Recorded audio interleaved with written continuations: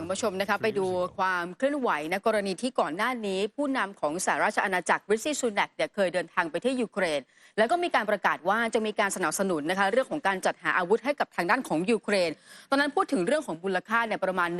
125 ล้านปอนด์ด้วยกันแล้วก็จะมีการส่งมอบทั้งเรื่องของโดรนหรือว่าอุปกรณ์ต่างๆแต่ว่าล่าสุดนี้ดูเหมือนว่างบประมาณจะเพิ่มขึ้นนะคะจากการเดินทางไปเยือนของแกรนด์เชฟรัฐมนตรีกลาโหมของสหราชอาณาจักรไปที่ยูเครนนะคะแล้วก็ไปพบปะหารือพูดคุยกับผู้นำยูเครนวลาดิเมียร์ เซเลนสกี้ประเด็นสำคัญก็คือว่ามีการประกาศว่าสหราชอาณาจักรจะมีการจัดสรรงบประมาณเพิ่มขึ้นจากเดิมที่ริชี่ ซูนักเคยประกาศเอาไว้มูลค่าอยู่ที่325 ล้านปอนด์ในการจัดหาโดรนมากกว่า 10,000 ลำให้กับยูเครนนะคะขณะเดียวกันเนี่ยทางด้านของผู้นำยูเครนอย่างเซเลนสกี้นะก็บอกเลยว่าณวันนี้เองนี่คือการเพิ่มความมุ่งมั่นความมั่นคงของยูเครนด้วยโดรนรุ่นใหม่ที่ล้ำสมัยที่มาจากอุตสาหกรรมการป้องกันประเทศชั้นนำของโลกขณะเดียวกันเป้าหมายของยูเครนในการที่รับมอบเรื่องของอาวุธนี้เพราะต้องการส่งเสริมการป้องกันทางอากาศหรือว่าความสามารถระยะไกลของยูเครนขณะเดียวกันยังมีความต้องการเรื่องของอาวุธและก็กระสุนปืนนะคะเพิ่มเติมด้วยถ้าย้อนกลับไปเนี่ยนับตั้งแต่เริ่มมีปฏิบัติการทางทหารรัสเซียในยูเครนเราจะเห็นว่าสหราชอาณาจักรเนี่ยได้มีการสนับสนุนทางการยูเครนไปมากกว่า 7,000 ล้านปอนด์แล้วก็เป็นประเทศแรกด้วยที่มีการจัดหาอาวุธพิสัยไกลให้กับกองทัพยูเครนหรือว่าเดือนพฤษภาคมในปีที่ผ่านมาก็ส่งขีปนาวุธ Storm Shadow ให้กับทางยูเครนและไม่ใช่แค่นั้นยังมีการส่งหน่วยของทหารเนี่ยไปฝึกทหารยูเครนหลายหมื่นนายด้วยกันนะคะแล้วก็ครั้งนี้ดูเหมือนว่าในการสนับสนุนโดรนจะมีทั้งโดรนที่โจมตีทางเดียวมีโดรนตรวจการแล้วก็รวมไปถึงโดรนทางทะเลด้วยค่ะครับในขณะที่กรณีมีการโจมตีโอเดสซาล่าสุดนะครับเพื่อทำลายเกี่ยวกับโรงเก็บโดรนของยูเครนในช่วงเวลาที่วลาดิเมียร์ เซเลนสกี้ได้มีการพาทางด้านผู้นำของกรีซเนี่ยครับอย่างทางด้านคิเรคอส มิโซทาคิสนายกรัฐมนตรีของกรีซไปเยี่ยมชมเนี่ยนะครับท่าเรือริมชายฝั่งทะเลดำคุณผู้ชมและปรากฏว่าขีปนาวุธของรัสเซียนั้นตกใกล้กับขบวนรถของผู้นำยูเครนนั้นเนี่ยประมาณสัก500 เมตรแล้วก็มีผู้ที่เสียชีวิตจากเหตุการณ์ดังกล่าว5 คนล่าสุดครับทางด้านไอฮอ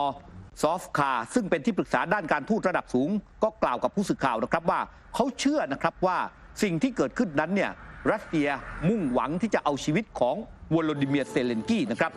ทั้งเซเลนสกี้และมิโซทาคิสกล่าวระหว่างแถลงข่าวเมื่อวันที่6 มีนาคมบอกว่าพวกเขาได้กลายเป็นสักขีพยานในการโจมตีซึ่งสังหารผู้คนไป5 รายอย่างไรก็ตามดมิตรี เมสเวเดฟรองประธานสภาความมั่นคงแห่งชาติรัสเซียบอกว่ารัสเซียนั้นไม่ได้เล็งเป้าหมายไปที่คณะตัวแทนและชี้ว่ามันชัดเจนกับทุกๆอย่างว่าไม่มีแผนโจมตีต่อขบวนรถของผู้นำและตัวแทนของกรีซที่เดินทางไปที่โอเดสซานะครับกระทรวงกลาโหมรัสเซียระบุในถ้อยแถลงนะครับว่าทหารของพวกเขาโจมตีอาคารหลังหนึ่งที่ใช้เก็บโดรนทางทะเลของยูเครนในท่าเรือแห่งนี้พร้อมระบุด้วยว่าการโจมตีนั้นประสบความสำเร็จในเป้าหมายอย่างชัดเจนนะครับโครงสร้างพื้นฐานท่าเรือริมทะเลดำถูกยุกของยูเครนนั้นตกเป็นเป้าหมายในการโจมตีของรัสเซียอย่างต่อเนื่องซึ่งยกระดับการโจมตีอย่างหนักหน่วงมาตั้งแต่เดือ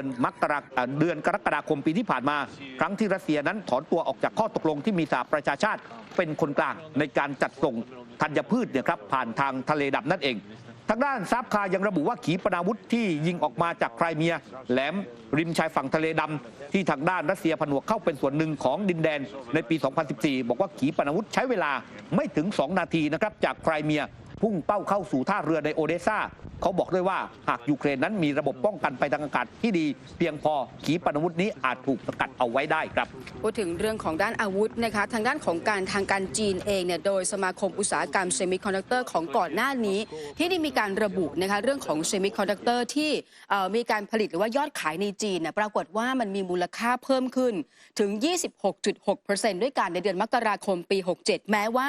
ที่ผ่านมาเนี่ยสหรัฐอเมริกาได้มีเรื่องของมาตรการคว่ำบาตรหรือว่าสกัดกั้นไม่ว่าจะเป็นการนำเข้าหรือว่าการส่งออกการผลิตเซมิคอนดักเตอร์ของจีนเองก็ตามแต่ว่าจากการเปิดเผยของตัวเลขนี้น่าสนใจตรงที่ว่ายอดขายในอุตสาหกรรมเซมิคอนดักเตอร์ทั่วโลกวันนี้มีมูลค่าอยู่ที่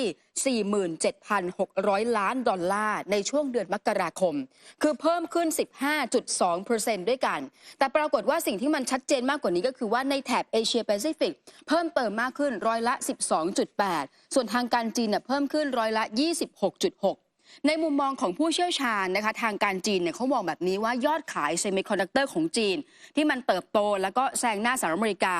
แม้ว่าจะเจอมาตรการคว่ำบาตรของทางสหรัฐอเมริกาเองก็ตามเนี่ย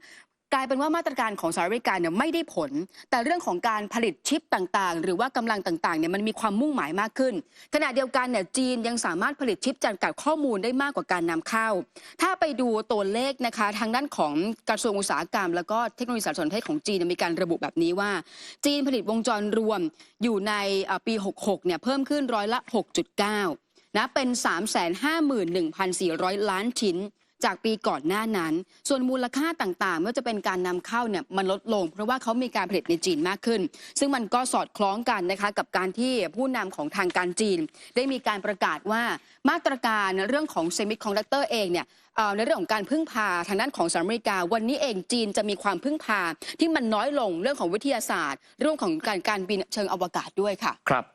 นะครับในขณะที่ฝั่งของสหรัฐเองนั้นเนี่ยครับตอนนี้ก็บอกว่าสหรัฐต้องการให้บริษัทญี่ปุ่นนั้นเนี่ยจำกัดการส่งออกสารเคมีเฉพาะทางที่ใช้ในการผลิตชิปรวมถึงโฟโตรีซิสหรือว่าสารไวแสงซึ่งญี่ปุ่นนั้นเป็นที่ตั้งของผู้ผลิตสารไวแสงชั้นนำของบริษัทอาทิ JSR Corp และซินเอสเคมี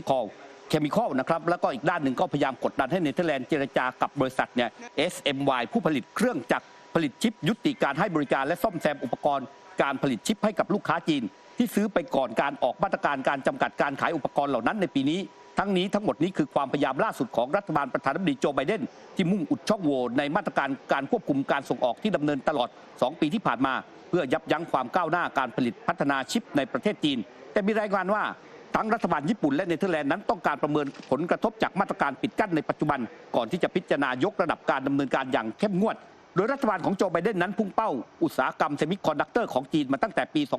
2565 โดยการส่งออกเนี่ยนะครับมาตรการควบคุมการส่งออกเครื่องจักรผลิตชิปและชิปล้ำสมัยที่ใช้ในการพัฒนาปัญญาประดิษฐ์ญี่ปุ่นและก็เนเธอร์แลนด์รวมทั้งร่วมกับสหรัฐเนี่ยเมื่อปีที่ผ่านมายังมีช่องโหว่ในเฉพาะเรื่องของวิศวกรญี่ปุ่นและก็เนเธอร์แลนด์ยังซ่อมแซมอุปกรณ์และส่งอะไหล่ที่ใช้ในเครื่องจักรผลิตเซมิคอนดักเตอร์นอกนี้สหรัฐยังต้องการดึงเยอรมนีและเกาหลีใต้มาร่วมข้อตกลงปิดล้อมแล้วก็ควบคุมเรื่องของการส่งออกเนี่ยครับเนื่องจากว่าตอนนี้เนี่ยนะครับก็ต้องการที่จะให้จีนนั้นเนี่ยเรียกว่ามีการผลิตชิปเนี่ยที่ลดลงน้อยลงแล้วก็เทคโนโลยีของชิปนั้นเนี่ยก็ยังจะให้เป็นเทคโนโลยีรุ่นเก่านะครับคุณผู้ชมครับจากเรื่องของชิประหว่างความขัดแย้งระหว่างทางด้านในส่วนของรัสเซียแล้วก็ในส่วนขออภัยระหว่างส่วนของจีนกับสหรัฐอเมริกานะครับทีนี้ไปดูเรื่องราวที่เกิดขึ้นเนี่ยครับก็คือเรื่องของการเลือกตั้งคุณผู้ชมการเลือกตั้งปีนี้เนี่ยจะมีการเลือกตั้งผู้นำของรัสเซียด้วยมีการเลือกตั้งผู้นำของสหรัฐอเมริกาด้วยและปรากฏว่าล่าสุดนั้นทั้งสองฝ่ายพยายามที่จะโยนกันไปมาว่ามีการแทรกแซงเรื่องของการหาเสียงการเลือกตั้งนะครับดังนั้นเนี่ยล่าสุดเนี่ยปรากฏว่าทางด้านรัสเซียมีการเชิญเนี่ยครับเอกอัครราชทูตสหรัฐประจำกรุงมอสโกเข้าพบด้วยครับ